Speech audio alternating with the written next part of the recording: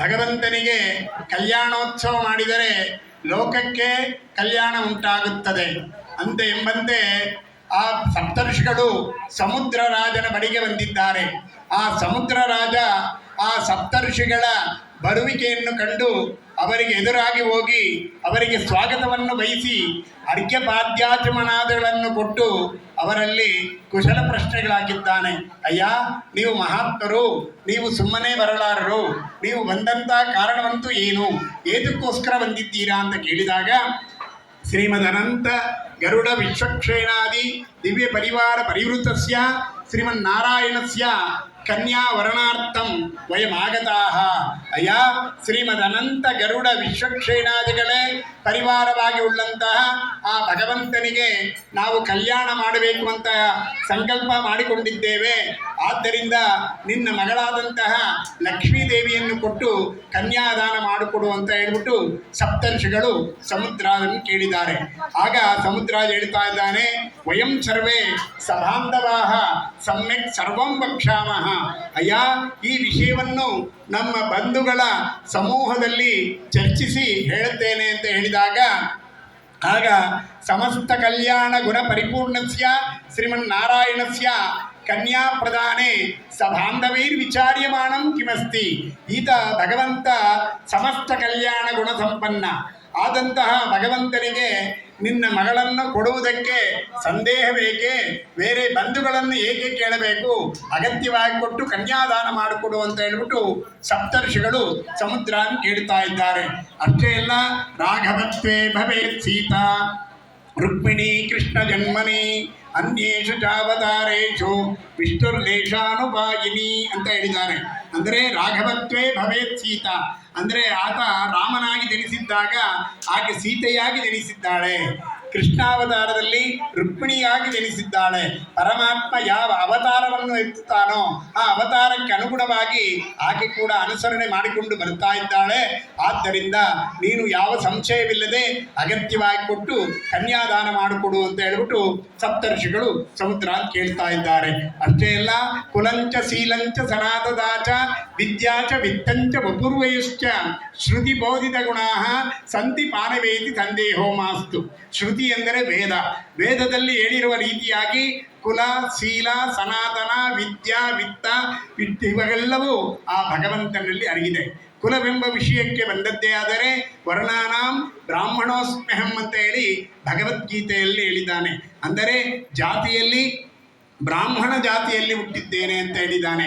ಅಷ್ಟೇ ಅಲ್ಲ, ವಾಮನಾವತಾರೇ ಪರಶುರಾಮಾವತಾರೇ ಚ ಸದ್ಬ್ರಾಹ್ಮಣತ್ವಾದ ಅಂದರೆ ವಾಮನಾವತಾರದಲ್ಲಿ ಪರಶುರಾಮ ಅವತಾರದಲ್ಲಿ ಸದ್ಬ್ರಾಹ್ಮಣ ಆಗಿ ಜನಿಸಿದ್ದಾನೆ. ಆದ್ದರಿಂದ ಕುಲದಲ್ಲಿ ಯಾವ ವಿಧವಾದಂತಹ ಸಂಶಯವಿಲ್ಲ, ಅಗತ್ಯವಾಗಿ ಕೊಟ್ಟು ಕನ್ಯಾದಾನ ಮಾಡಿಕೊಡು ಅಂತ ಹೇಳ್ಬಿಟ್ಟು ಸಪ್ತರ್ಷಿಗಳು ಸಮುದ್ರನ ಕೇಳ್ತಾ ಇದ್ದಾರೆ. ಇನ್ನು ಶೀಲ, ಆತನ ಗುಣ ಎಂತಾದಂದರೆ ಶಾಂತ ಸ್ವಭಾವ. ರಾಮಕೃಷ್ಣಾದ್ಯವತಾರೇ ಪ್ರತಿಪಾದಿತತ್ವಾದ ರಾಮಾವತಾರದಲ್ಲಿ ಮತ್ತು ಕೃಷ್ಣಾವತಾರದಲ್ಲಿ ಈತನ ಶಾಂತವೆಂಬ ಸೌಶೀಲ್ಯ ಗುಣ ವ್ಯಕ್ತವಾಗುತ್ತದೆ. ರಾಮಾವತಾರದಲ್ಲಿ ಈತನಿಗೆ ಪಟ್ಟಾಭಿಷೇಕ ಮಾಡಬೇಕು ಅಂತ ಹೇಳ್ಬಿಟ್ಟು ದಶರಥ ಮಹಾರಾಜ ಮುಹೂರ್ತವನ್ನು ನಿರ್ಣಯ ಮಾಡ್ತಾನೆ. ಆ ಸಮಯದಲ್ಲಿ ಆತನ ಚಿಕ್ಕಮ್ಮನಾದಂತಹ ಕೈಕೇಯಿ 2 ವರಗಳನ್ನು ಕೋರ್ತಾಳೆ. ರಾಮನಿಗೆ ವನವಾಸ, ಭರತನಿಗೆ ಪಟ್ಟಾಭಿಷೇಕ ಎಂಬಂತೆ 2 ವರಗಳನ್ನು ಕೋರಿದಾಗ ಆ ರಾಮನು ಯಾವ ವಿಧವಾದಂತಹ ಕೋಪವನ್ನು ಮಾಡಿಕೊಳ್ಳದೆ ಅರಣ್ಯಕ್ಕೆ ಹೋಗಿದ್ದಾನೆ. ಇನ್ನು ಕೃಷ್ಣಾವತಾರದಲ್ಲಿ ಎಷ್ಟೋ ಮಂದಿ ದುಷ್ಟರಾಕ್ಷಸರು ಬಂದು ಆ ಭಗವಂತನನ್ನು ಬಾಧೆಪಡಿಸಿದರೂ ಕೂಡ ಅವರನ್ನು ಶಾಂತದಿಂದ ಎದುರುಕೊಂಡಿದ್ದಾನೆ. ಆದ್ದರಿಂದ ಶಾಂತವೆಂಬ ಸೌಶೀಲ್ಯ ಗುಣ ರಾಮಕೃಷ್ಣಾದ್ಯವತಾರದಲ್ಲಿ ವ್ಯಕ್ತವಾಗುತ್ತದೆ. ಆದ್ದರಿಂದ ಕೊಟ್ಟು ಕನ್ಯಾದಾನ ಮಾಡಿಕೊಡು ಅಂತ ಹೇಳಿಬಿಟ್ಟು ಸಪ್ತರ್ಷಿಗಳು ಸಮುದ್ರ ಅಂತ ಕೇಳ್ತಾ ಇದ್ದಾರೆ. ಇನ್ನು ಸನಾತನ ಗುಣ, ಸನಾತನ ಗುಣ ಅಂದರೆ ಈತನಿಗೆ ಅಣ್ಣ ತಮ್ಮಂದರಾಗಲಿ ಬಂಧು ವರ್ಗವಲ್ಲಾಗಲಿ ಯಾರಾದರೂ ಇದ್ದಾರಾ, ಇಲ್ಲ ಏಕಾಕಿಯಾಗಿ ಒಬ್ಬನೇ ಇದ್ದಾನ ಎಂಬ ಸಂಶಯ ನಿನಗಿರಬಹುದು. ಈತ ವಾಮನಾವತಾರದಲ್ಲಿರುವಾಗ ವಾಮನನ ತಂದೆ ಕಶ್ಯಪ ಬ್ರಹ್ಮ. ಆ ಕಶ್ಯಪ ಬ್ರಹ್ಮನಿಗೆ ದಿತಿ ಅದಿತಿ ಎಂಬಂತೆ 2 ಹೆಂಡತಿಯರು.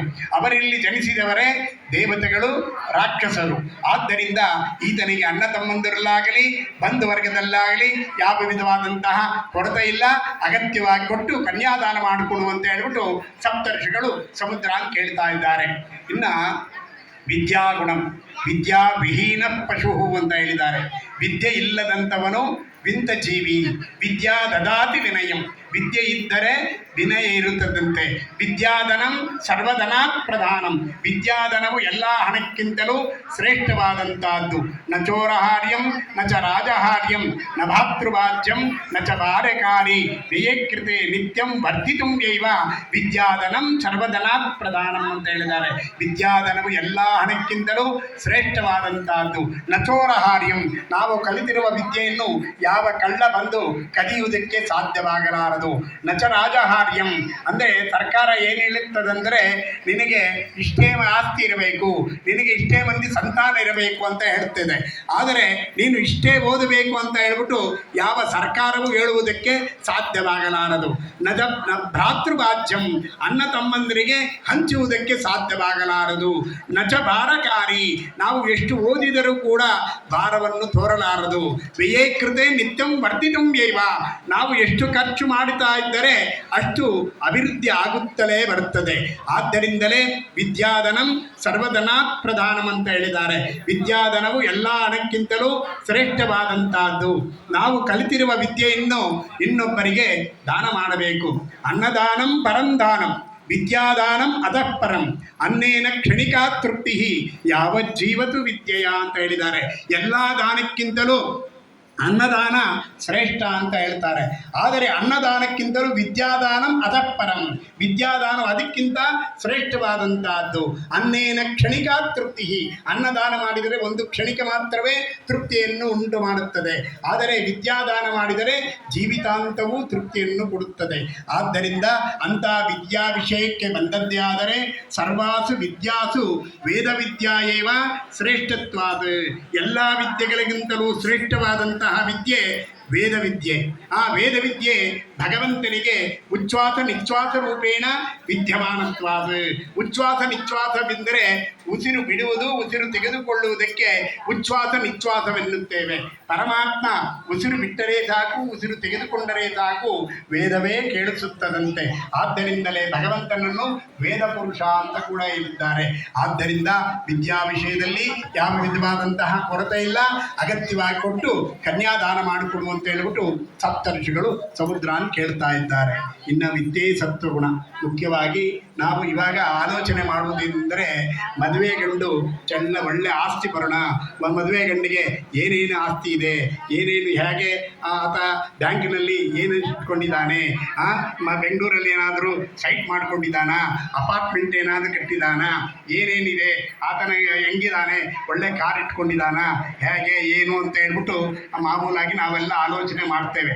ಆ ವಿಷಯಕ್ಕೆ ಬಂದದ್ದೇ ಆದರೆ ಮಹಾಪದ್ಮ ಶಂಖ ಮಕರ ಕಚ್ಚಪ ಕುಂದ ಮುಕುಂದ ನೀಲ ವರಾಕ್ಯ ಇವು ನವನಿಧುಗಳು. ಈ ನವನಿಧುಗಳನ್ನು ಆತ ಕುಬೇರನಿಗೆ ಕೊಟ್ಟಿದ್ದಾನೆ. ಯಾಕೆಂದರೆ ಅಷ್ಟೊಂದು ಹಣ ಒಬ್ಬರ ಹೆಸರಲ್ಲಿದ್ದರೆ ಗೌರ್ಮೆಂಟ್ ಅವರು ಬಂದು ರೈಡ್ ಮಾಡ್ತಾರೆ. ಆದ್ದರಿಂದ ಆತನಿಗೆ ಗೊತ್ತು. ಈತ ಏನು ಮಾಡಿದಂದರೆ ಕುಬೇರನಿಗೆ ಕೊಟ್ಟಿದ್ದಾನೆ. ಆ ಕುಬೇರ ಯಾವಾಗ ಕೇಳಿದ್ರೆ ಅವಾಗ ಕೊಡುವುದಕ್ಕೆ ಸಿದ್ಧವಾಗಿರ್ತಾನೆ. ಒಳ್ಳೆ ಆಸ್ತಿಪರ, ಚೆನ್ನಾಗಿ ಆಸ್ತಿ ಇದೆ, ಚೆನ್ನಾಗಿದ್ದಾನೆ, ಆದ್ದರಿಂದ ಕೊಟ್ಟು ಕನ್ಯಾದಾನ ಮಾಡಿಕೊಡು ಅಂತ ಹೇಳ್ಬಿಟ್ಟು ಸಪ್ತರ್ಷಿಗಳು ಸಮುದ್ರನ ಕೇಳ್ತಾ ಇದ್ದಾರೆ. ಇನ್ನು ವಯೋ ರೂಪಂ, ಮುಖ್ಯವಾಗಿ ಕನ್ಯಾ ವರೇತೆ ರೂಪಂ ಅಂತ. ಮುಖ್ಯವಾಗಿ ಮದುವೆ ಹೆಣ್ಣು ಕೋರಿಕೊಳ್ಳೋದೆಂದರೆ ತನ್ನ ಗಂಡ ಚೆನ್ನಾಗಿ ಅಂದವಾಗಿರಬೇಕು ಅಂತ ಹೇಳ್ಬಿಟ್ಟು ಮದುವೆ ಹೆಣ್ಣು ಕೋರಿಕೊಳ್ಳುತ್ತದೆ.